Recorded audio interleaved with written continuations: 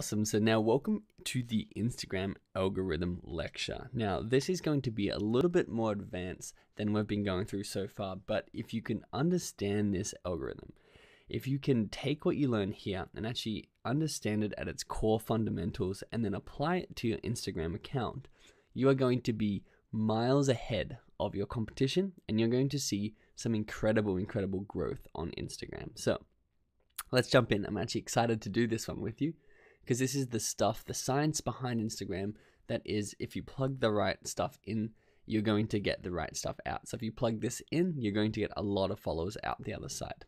So Instagram's algorithm decides what content to show on people's home feed. So if you're browsing your home feed on Instagram, Instagram have selectively curated what you're seeing.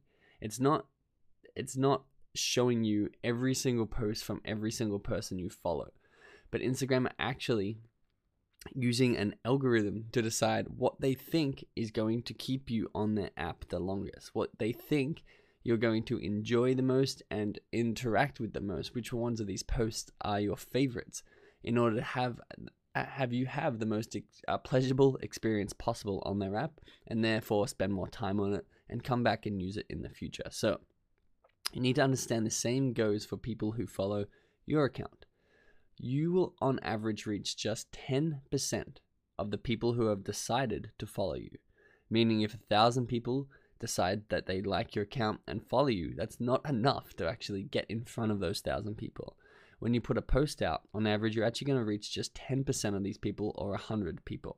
So this is where we need to work a little bit of magic, and we need to understand the algorithm first and foremost, and then we need to understand how to hack this algorithm in order to increase this exposure and be seen on as many people's news feeds as possible. So making sure that any photo that you post will go out to at least half of your followers, or sometimes even more than your followers, which we're going to get into that in a second. But how do you post a photo to 1,000 people and get 5,000 people to look at?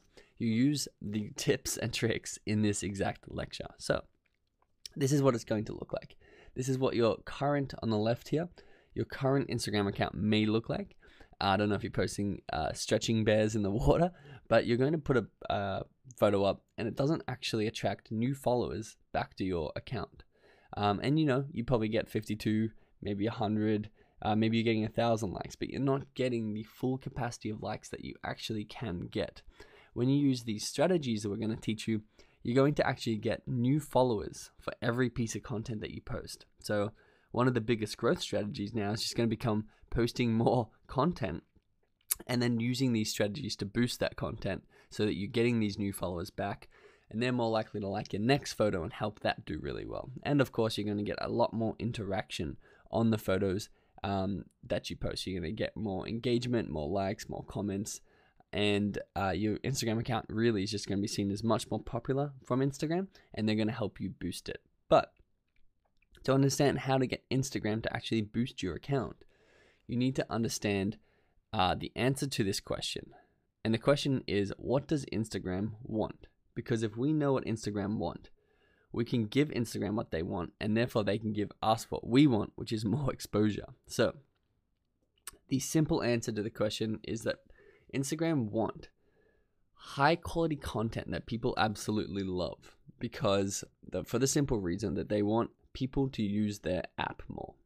And the more people use their app, the more ads they can show to these people and the more money they make. So therefore, if you're on Instagram and you just keep scrolling and you keep seeing content that you absolutely love, you're going to spend more time on it, and Instagram are going to sell you more ads. So now that we know Instagram want high quality content people love, we need to know how they determine if it's high quality content that people love or if it's low quality content.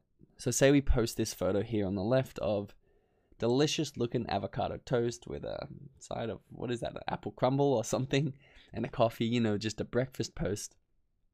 Instagram have to decide whether this is a high quality post or whether it's a low quality post, and whether they want to show it to a lot of people or nobody. And the way they do this is actually quite interesting.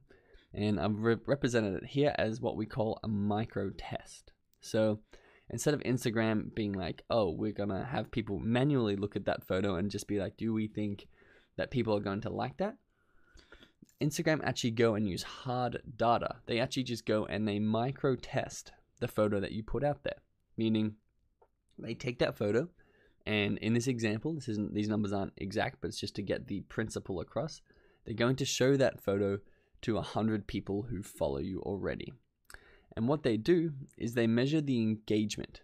So whether people view it, whether people, if it's a video, it's called a view if you watch it, whether people like it, whether people comment on it, share it, or whether people stop scrolling. So time on post is if they're going through their newsfeed and they stop scrolling and they see a photo, that's also counted as engagement. So these are the things that we want to make sure that our content is doing.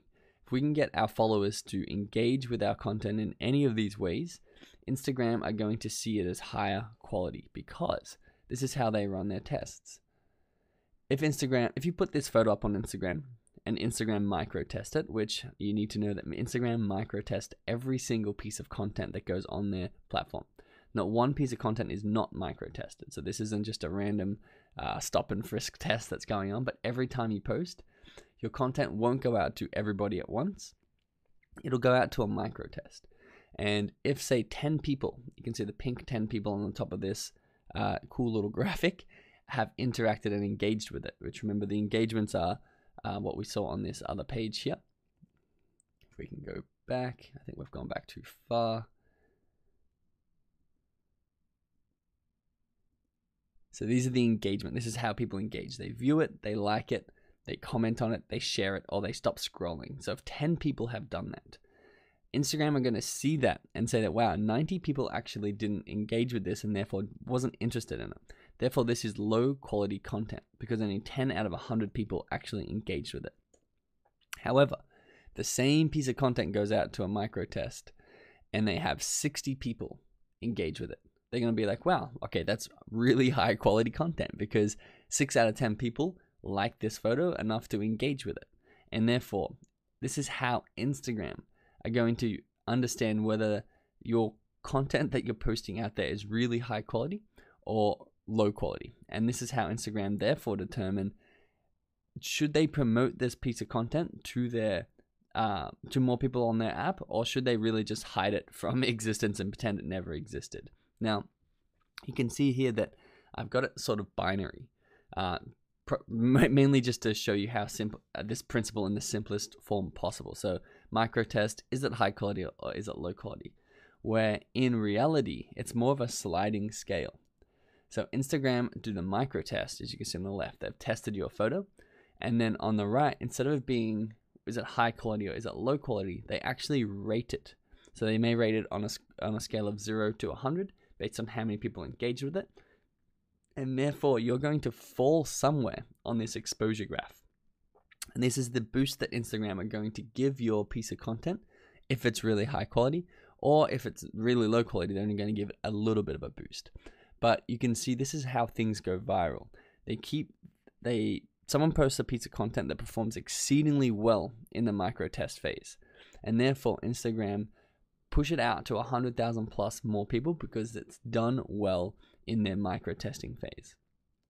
An average piece of content is going to fall on average on the graph. So that's how you reach 10% of your audience on average when you post a piece of content, because that's how your content is going to perform on average. And we want to boost that average up. We want to be able to reach over 100,000 people from our posts.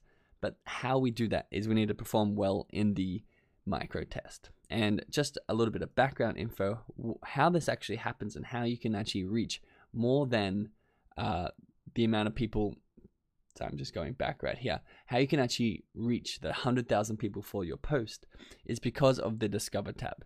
Instagram can recommend your content both in the Discover tab and in the Home tab if it's performed well in the micro test, because they know it's high quality content and they want other people to see it.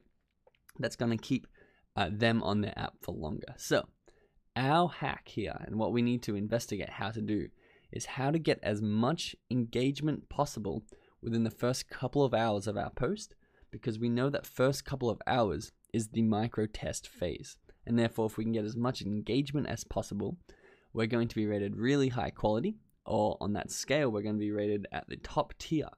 And we can actually get all of our posts that we're posting to do far more than a 10% reach, but we can do up to 100 to a 200% reach on average to our audiences just by hacking the algorithm, the Instagram algorithm, in this micro test phase.